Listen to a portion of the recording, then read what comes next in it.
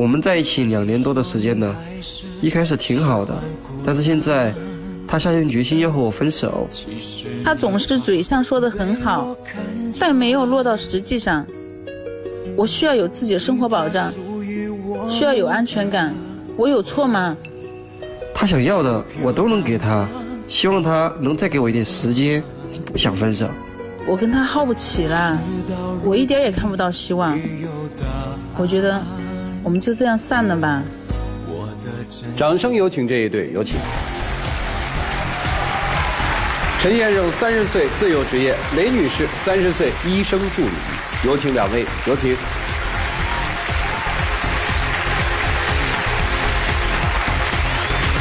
欢迎2位哈。听说2位是旅行的时候相识的，是吧？我们俩认识是因为一次旅行啊。一个晚上他来敲我门，他问我借香皂，我就拿自己香皂割了一半给他。然后第2天他就以香皂为理由，然后问我要了微信。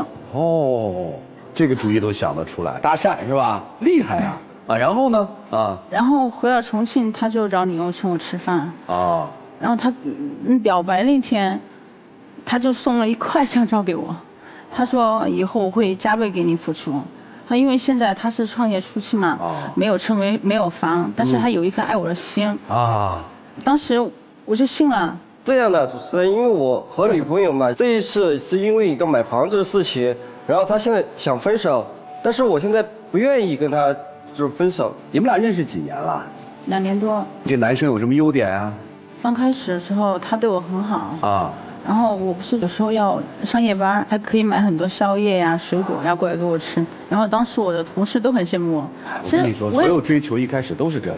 我不知道他是听我哪个同事说我快过生日了然后接着1个星期，我每天收到一束玫瑰花，上面都写着生日快乐。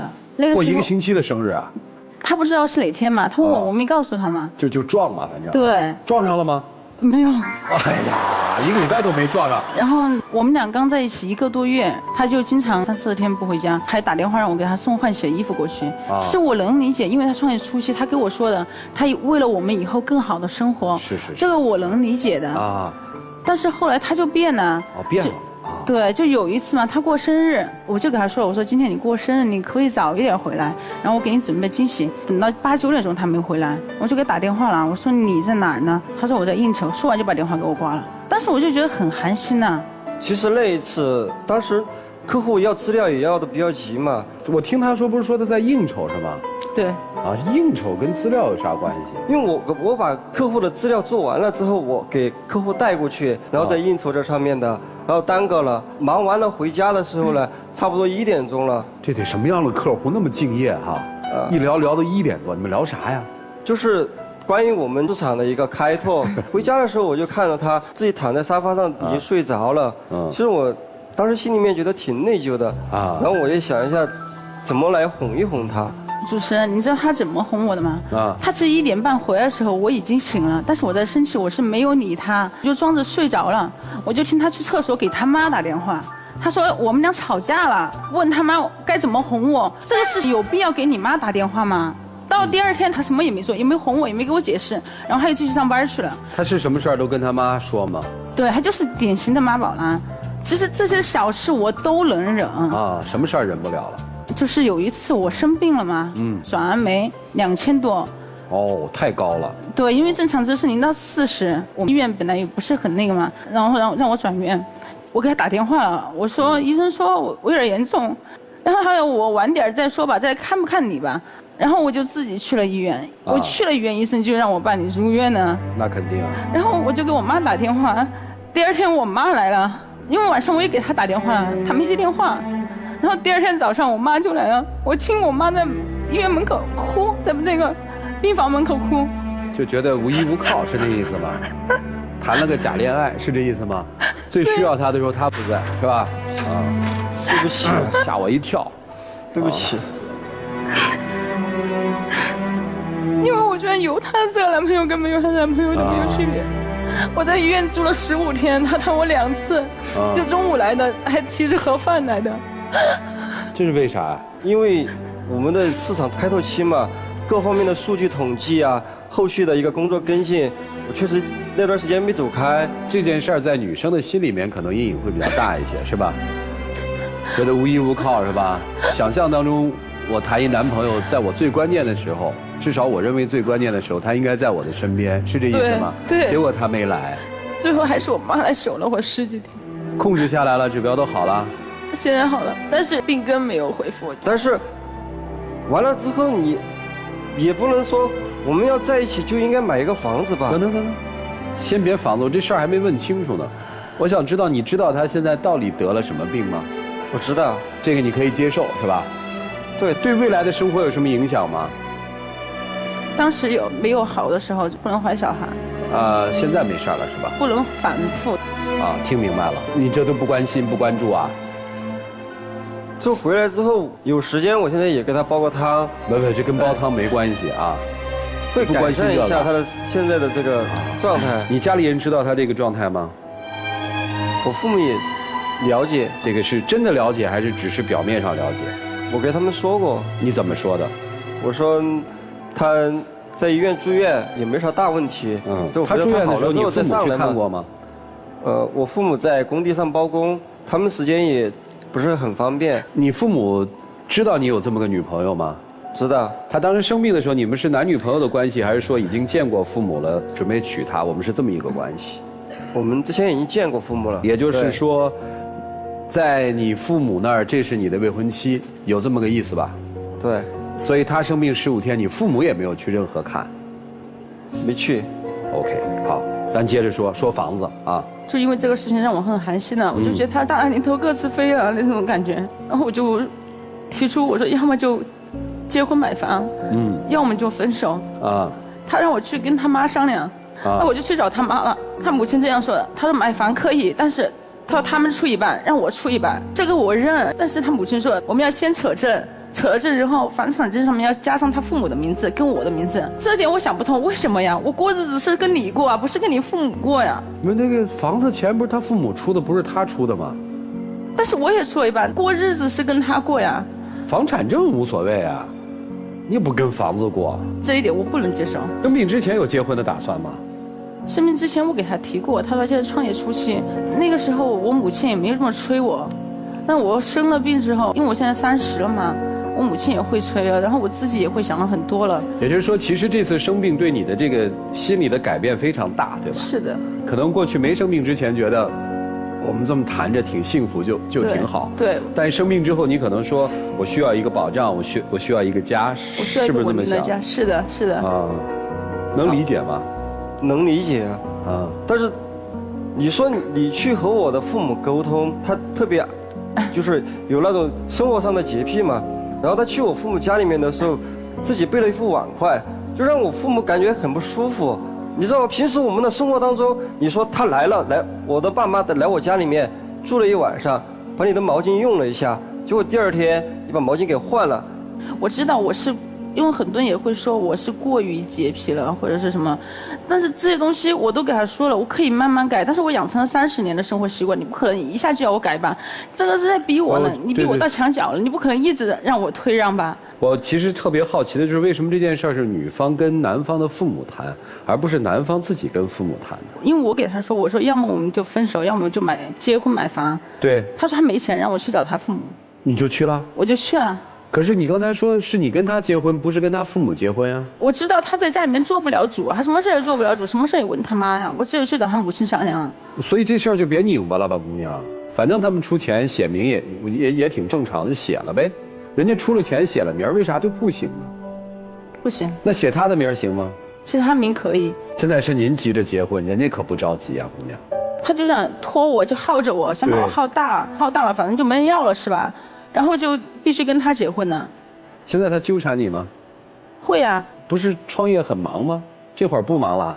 这段时间我把车友俱乐部的事情交给我的合伙人打理，我还是希望能够把这次感情留下来。你想结婚吗？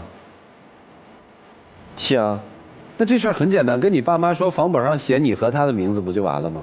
我父母他不会同意这个点。为啥呀？可能就是因为之前他去我家里面的时候，给我父母的一些影响吧。所以你父母其实不同意你娶她，对还是不对啊？应该有一点。你就跟人姑娘坦诚的说嘛，我爸妈不同意我们结婚嘛，是不是就这意思啊？是。那不同意你耗着我干嘛？但我们的感情是真的呀。我告诉你，婚姻不是2个人的事，你太幼稚了。行，我接着问哈，你也能感受得到，大概那是个刁难条件。对。那你愿意裸婚嫁给他吗？不愿意。你父母支持你创业吗？他们其实也不支持我现在这个样子，因为把自己折腾得太累了。如果现在给父母这么一个选择题，你猜他们会把钱给谁啊？一个是我创业需要钱，一个是我结婚需要钱，会给你哪笔钱？结婚吧。会吗？哎，看起来那个不想分手的人是你是吧？对。想分手的人是你是吧？怎么聊完之后，我觉得是你不想分手啊？因为我也舍不得吧。所以其实在这段关系当中，是你更不愿意放弃，而且你想让这段关系往前走，没错吧？是你想结婚。其实今天不是分不分手的问题，今天是逼婚成不成功的问题。你真的想娶她吗？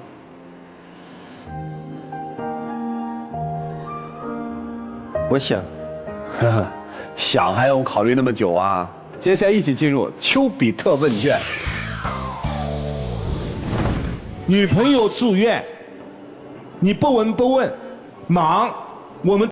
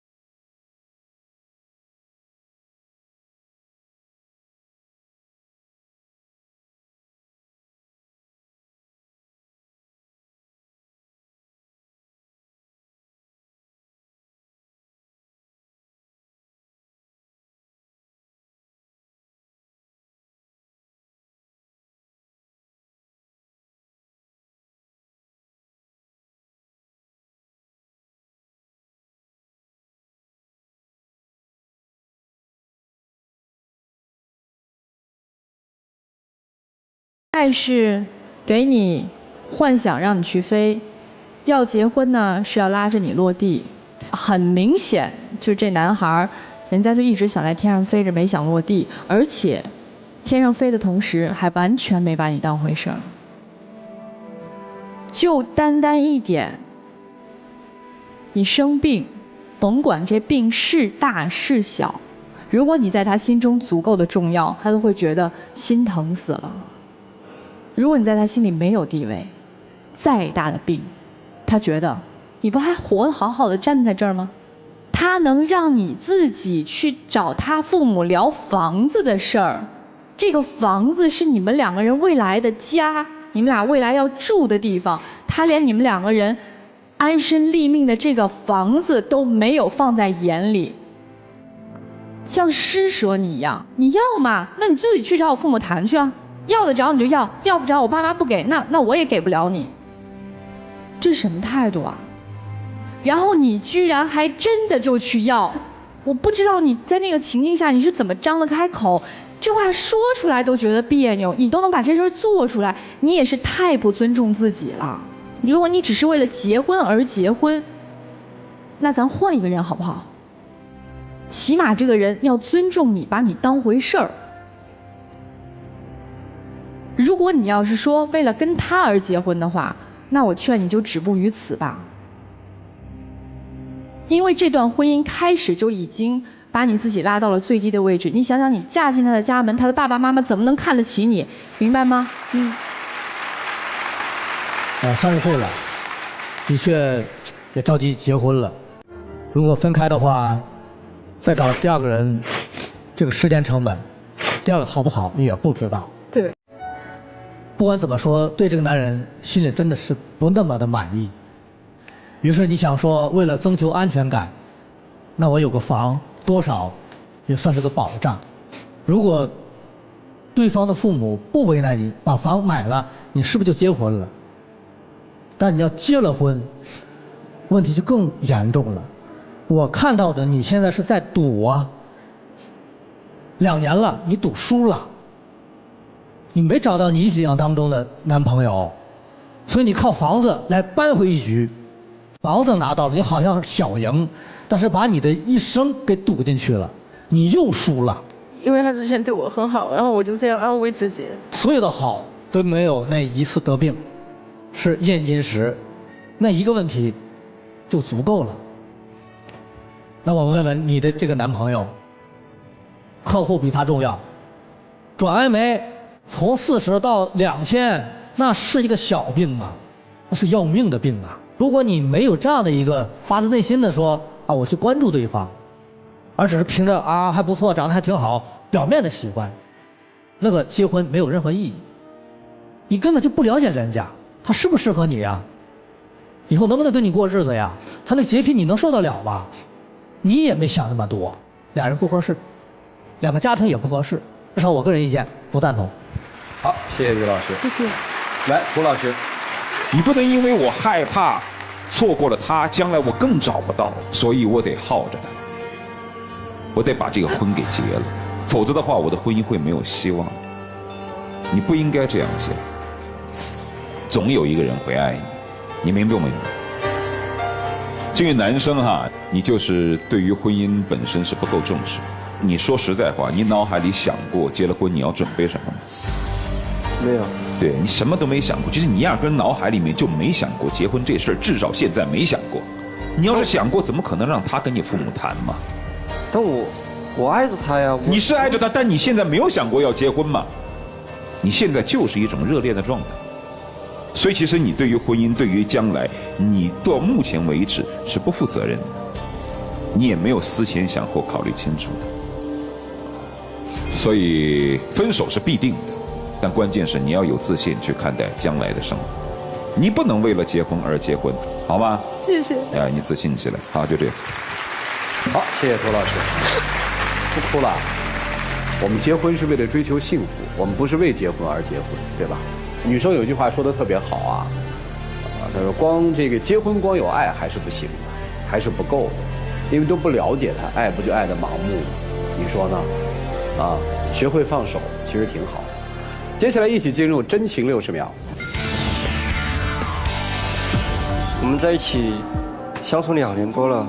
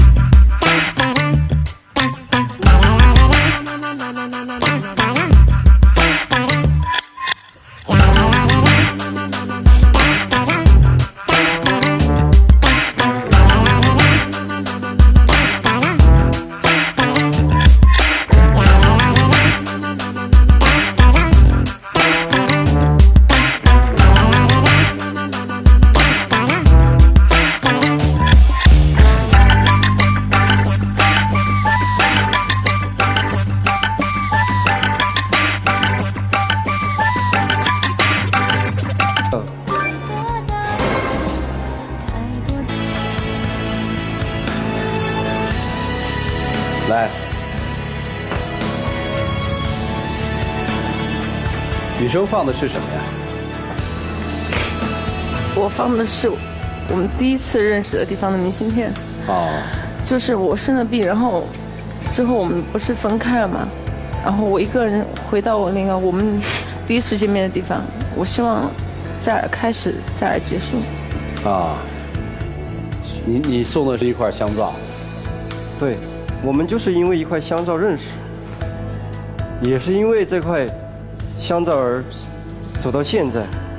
我会就像当初向你承诺的一样，你付出的一半，我会加倍的去对你好，加倍的去补偿你。但是你要给我一点时间，也许过了这段时间，一切都会更好。谢谢两位，请回吧。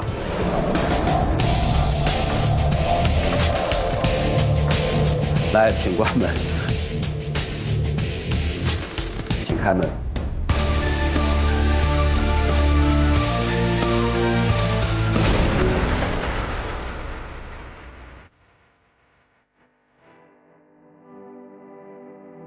还有话跟他说吗？是我错过了太多，我以为自己创业是为了给他更好的生活，所以我忽略了对他的一个陪伴和照顾。